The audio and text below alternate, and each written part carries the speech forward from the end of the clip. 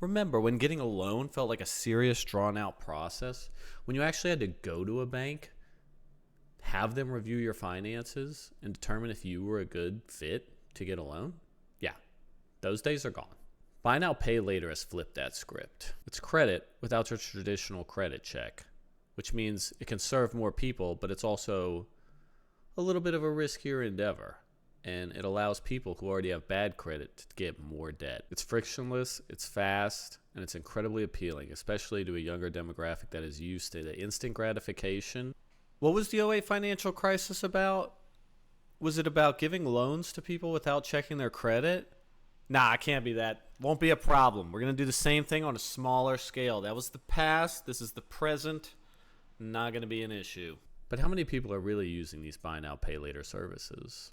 According to a March 2025 survey by J.D. Power, 42% of Generation Y and Z respondents said they use buy now, pay later, compared to just 21% of consumers from other generations. That means the younger generations are using them at about twice the rate of the general population. For the first time in that survey's history, more Gen Z consumers reported using buy now, pay later instead of credit cards.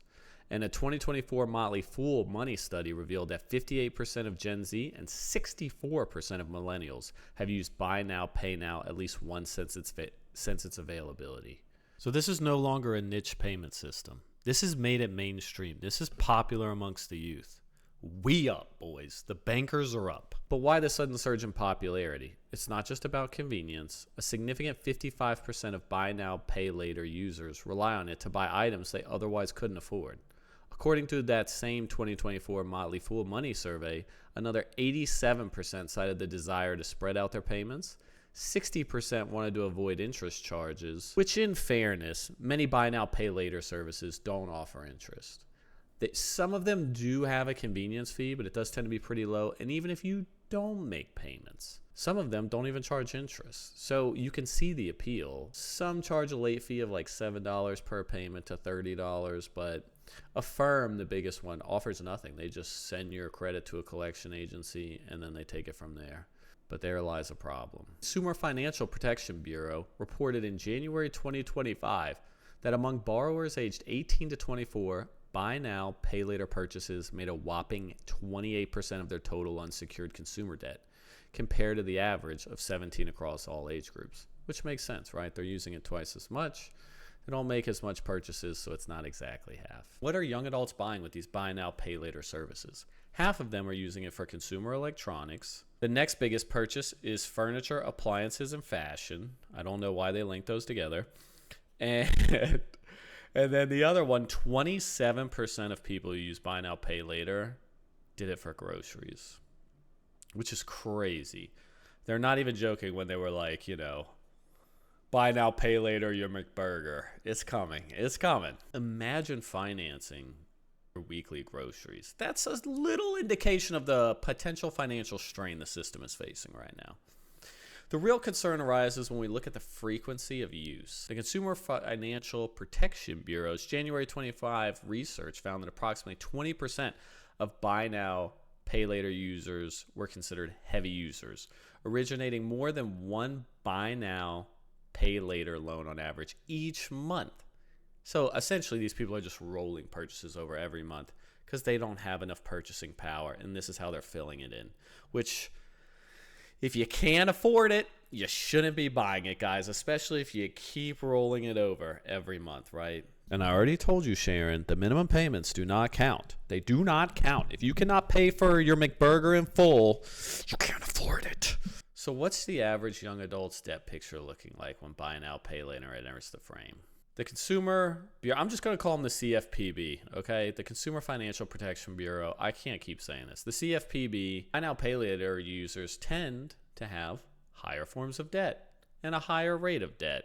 They have $453 more in personal loans, $292 more in retail loans, $6,000 in more student loans, $871 in more credit card loans. So these are just debt-ridden people who usually, right, they max out their credit cards or they have high credit card utilization and they're like, what do I do when I need this purchase?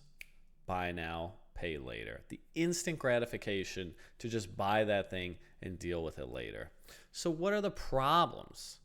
What are the problems here? Because while many buy now, pay laters often boast that 0% interest, there is no interest on them. I've never seen one. Sometimes they'll have a convenience fee, but it's really minor. Let's say it's like $3 or something. And even if you miss payments, the late payment is only $7. So what is the issue here? 2024 Bankrate survey found that 50% of buy now, pay later users experienced or experiencing issues of overspending. That's what this is doing. It's overspending. It's putting you in debt. Because you can't buy now, pay later everything, right? If you got to put rent on a credit card because you already got to make these buy now, pay laters, what are you going to do? You're squeezed. You pushed yourself to the literal brink. There is no more available credit available to you unless you go to like a loan shark or something. Now, there is one benefit I would say to these buy now, pay laters. One, it does seem like you can just not pay them off and they won't really go after you. A lot of these are, financial startups or backed by big banks, and they seem to just try and pawn these loans off. So if you don't pay it back, all it's going to do is kill your credit rating, which will jack up your credit card rates, which will jack up all your loans. And as we've seen, buy now, pay later consumers tend to have more debt. So it seems innocuous. It does. It seems innocuous. What happens if I don't pay? They won't come after me. They won't charge me interest. But it will ruin your credit. And the issue is if you ruin your credit, all your other debts are probably going to have to be serviced at a higher rate. Because most people in debt keep rolling that debt over. So as you take out the new debt, it's going to cost you more, pushing you into financial oblivion that we've talked about with all these people who take out insane student loans. In conclusion, the rise of buy now, pay later in young adults is undeniable. It offers a tempting blend of convenience and immediate gratification, making desirable items accessible without an upfront financial hit. However, the data paints a clearer picture. Young adults are disproportionately using buy now, pay later, not just for discretionary spending, but increasingly for everyday necessities.